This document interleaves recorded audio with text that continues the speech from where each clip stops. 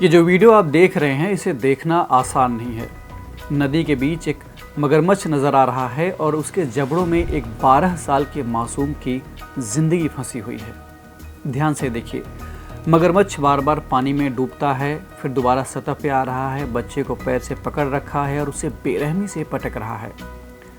किनारे पे खड़े लोग बेबस हैं, कोई नदी में उतरने की हिम्मत नहीं कर पा रहा और कोई समझ नहीं पा रहा कि आखिर इस पल में किया जाए। नदी नहीं बल्कि एक धान का खेत है जो नदी से मिक्स हो गया है बाढ़ के कारण, तो नदी जैसा नज़र आ रहा है। कैमरा सब कुछ रिकॉर्ड कर रहा है, एक परिवार की सबसे बड़ी त्रासदी रिकॉर्ड कर रहा है।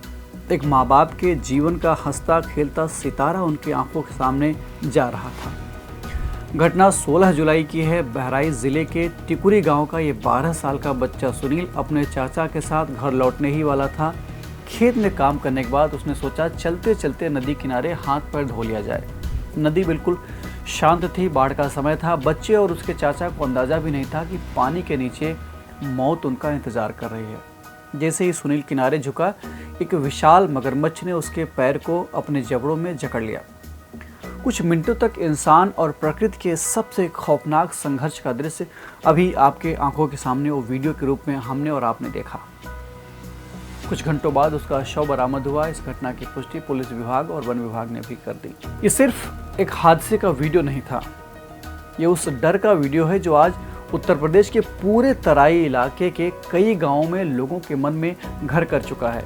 सुनील के मौत से महज 11 दिन पहले ही बहराइच के ही मोहकमपुरवा गांव की 55 साल की केतकी देवी को भी एक मगरमच्छ खा गया था। इससे पहले मई 2025 में सिलौटा गांव के रवि कश्यप भी मगरमच्छ के हमले में अपनी जान गंवा बैठे थे। पड़ोसी जिले लखीमपुर खीरी में भी हालत और काफ़ी गंभीर है। सितंबर 2025 से 16 जुलाई 2026 के बीच वहां मगरमच्छ के हमलों में कम से कम 5 लोगों की जान जा चुकी है। सवाल ये है, आखिर तराई की नदियाँ इतनी खतरनाक क्यों होती जा रही हैं? यहाँ मगरमच्छों के हमले इतना क्यों बढ़ रहे हैं? अगर डेटा पे नज़र डालें तो तस्वीर और भी ज़्यादा चौंकाने वाली दिखती है। इंटरनेशनल क्रॉक अटैक डेटाबेस के मुताबिक 2015 से 2024 के बीच उत्तर प्रदेश में मगरमच्छों के 223 हमले दर्ज किए गए। इनमें से 68 लोगों की मौत हो गई। किसी एक राज्य यानी स्टेट के हिसाब से ये दुनिया में दर्ज होने वाला सबसे अधिक मामला है। अब एक और बात यहाँ समझना ज़रूरी है कि यूपी में खासकर 2 तरह के मगरमच्छ पाए जाते हैं, मगर क्रोकोडाइल और घड़ियाल क्रोकोडाइल। घड़ियाल आमतौर पर मछलियाँ खाते हैं और इंसानों पर उनके हमले बेहद रेयर होते हैं, ज़्यादा हमला नहीं करते। लेकिन इंसानों पर होने वाले हमलों में ज़्यादातर मगर प्रजाति शामिल है। अच्छा, अब कहानी का सबसे बड़ा विरोधाभास देखिए। जिस उत्तर प्रदेश में मगरमच्छों के हमले की बढ़ने की बात हो रही है, आए दिन घरों में मगरमच्छ घुस जा रहे हैं, सड़कों पे गलियों में मगरमच्छ दिख रहे हैं, वहीं उत्तर प्रदेश मगरमच्छ संरक्षण के मामले में देश के सबसे सफल राज्यों में गिना जा रहा है। लखनऊ का कुकरेल घड़ियाल पुनर्वास केंद्र, कतरनिया घाट जैसे संरक्षित क्षेत्र दशकों से मगरमच्छों के संरक्षण का सफल मॉडल बने हुए हैं। उधर चंबल में भी हालत बेहतर हो रहे हैं। संरक्षण की वजह से मगरमच्छों की संख्या बढ़ी है, जो पर्यावरण के लिए अच्छी खबर है। लेकिन इसी दौरान नदी किनारे इंसानी आबादी भी बढ़ती चली गई। खेती बढ़ी, गांव बढ़े और नदियों पर निर्भरता भी बढ़ी। इसी वजह से इंसान और मगरमच्छ के बीच टकराव भी बढ़ गया। अगर आपने गौर किया हो तो ज़्यादातर घटनाएं मानसून के दौरान ही सामने आ रही हैं। इसकी वजह सिर्फ बारिश नहीं है, बल्कि बारिश के साथ बदलता पूरा जो रिवर इकोसिस्टम है वो है।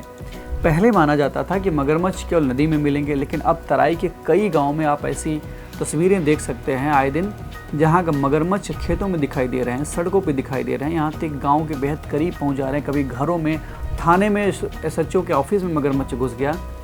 इससे ग्रामीणों में एक डर पैदा होना स्वाभाविक है। तराई की घाघरा, सरयू, शारदा, चौका, सुतिया और दूसरी तमाम इस तरह की जो नदियाँ हैं वहाँ पे बरसात में ये उफान पर होती हैं। नदी का पानी तालाबों, नालों और निचले इलाकों से जुड़ जाता है। ऐसे में मगरमच्छ अपने पुराने ठिकानों से निकलकर नई जगहों तक पहुंच जाते हैं, यानी जहां पहले कभी मगरमच्छ नहीं नज़र आते थे वहां भी उनके पहुंचने की संभावना बढ़ जाती है। इसके अलावा तराई के हज़ारों परिवार आज भी खेती, पशुपालन, मछली पकड़ने, नहाने, कपड़े धोने और रोज़मर्रा की ज़रूरतों के लिए नदी पर डिपेंडेंट हैं। यानी जहां मगरमच्छ रहते हैं वहीं इंसानों की आवाजाही भी लगातार बनी हुई है। सुबह और शाम जब मगरमच्छ सबसे ज़्यादा सक्रिय होते हैं, उसी समय लोग भी नदी किनारे पहुंच जाते हैं अपना काम निपटाने। और यही छोटी सी चूक कई बार जानलेवा हादसे में बदल जाती है। यानी वास्तविक बदलाव इंसानों और वन्य जीवों के बीच घटती दूरी का है। एक तरफ बाढ़ का पानी मगरमच्छों को नए इलाके तक पहुंचा दे रहा है, दूसरी तरफ नदी किनारे खेती बढ़ रही है, रेत खनन हो रहा है, प्राकृतिक जलाशय सिकुड़ रहे हैं और आबादी का दबाव प्रेशर लगातार बढ़ रहा है। इसलिए हमें यह समझना होगा कि तराई की नदियां मगरमच्छों का प्राकृतिक आवास हैं। इसलिए समाधान मगरमच्छों को खत्म करना नहीं है, बल्कि इंसानों और वन्य जीवों के बीच सुरक्षित दूरी बनाए रखना है। ज़रूरत है संवेदनशील गांवों में लगातार जागरूकता अभियान चलाने की, बाढ़ के मौसम में नदी किनारे अतिरिक्त सतर्कता बरतने की और वन विभाग की गश्त और रेस्क्यू व्यवस्था को मजबूत करने की। क्योंकि अगर इंसान और मगरमच्छ दोनों को सुरक्षित रखना है तो सह अस्तित्व का रास्ता ही सबसे बड़ा समाधान है।